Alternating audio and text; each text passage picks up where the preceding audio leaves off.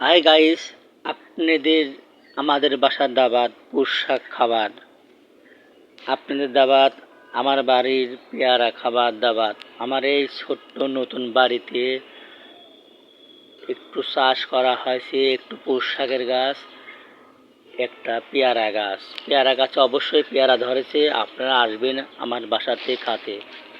শুধু তাই না, আছে কচু শাক, একটু শখ করে লাগাইছি কচু শাক বাড়ির ভিতরে। অবশ্যই এই কচু শাকের যা স্বাদ, এত স্বাদ যে না খালে বুঝতে পারবেন না। খালি না খায় আপনার মনে করেন যে জিভায় পানি চলে আসবে, আর খালি পরে কি হবে সেই স্বাদ। তারপর আছে শুধু তাই না, আরও কিছু আছে কদুর গাছ, কদুর গাছ এবং কদুর শাক যদি ভর্তা করে বেটে খাতে হবে, মানে কদুর শাক যদি ভর্তা করে খাওয়া যায়, আপনি 2-3 প্লেট ভাত খেতে পারবেন। শুধু তাই না, পাশে আছে এবং খাঁটি, একদম খাঁটি নির্ভেজাল, কোনো সার বিষ কিচ্ছু দেওয়া হয়নি, করলা গাছ। আমাদের বাসায় যে এত সবজি বাগান আছে, কোনো সার বিষ কিচ্ছু এ পর্যন্ত দেই নাই।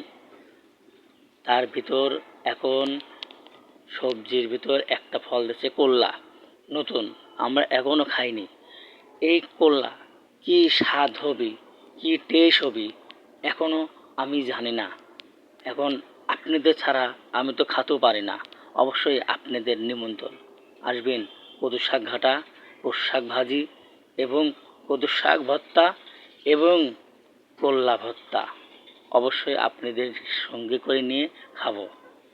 শুধু তাই না, আছে এই যে মিষ্টি কুমড়োর গাছ, এই যে করলা গাছ, করলা গাছের ভিতরে মিষ্টি কুমড়োর গাছ।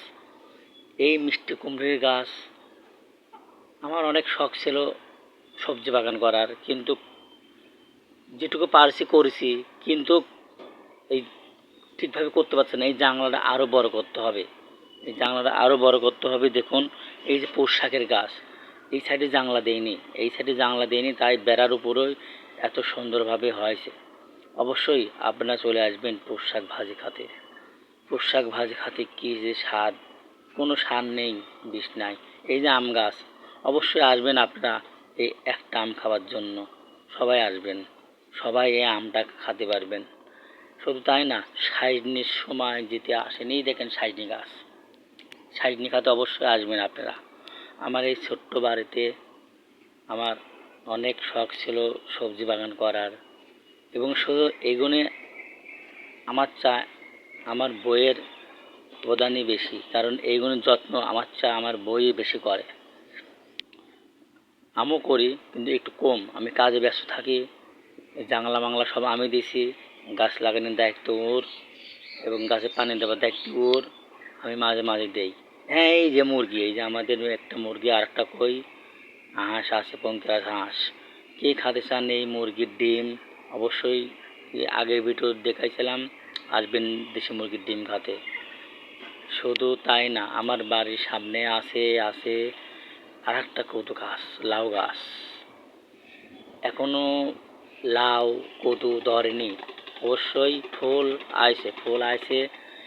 এই গাছের লাউ এবং কদু গোল গোল হয়, আর এই শাক ভর্তা যে কী স্বাদ, একবার খাবি চালি আমার বাসায় ভাই, প্রতিদিন আসতে মন চাবে এই শাক খাওয়ার জন্য। অবশ্যই মিস করবেন না, আসবেন।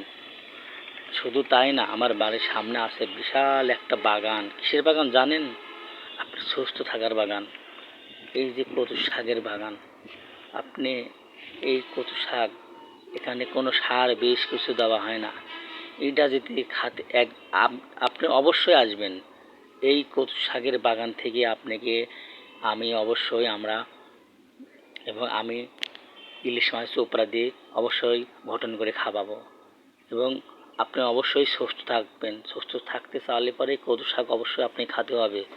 এই পর্যন্তই ভিডিও শেষ করলাম। খোদা হাফেজ।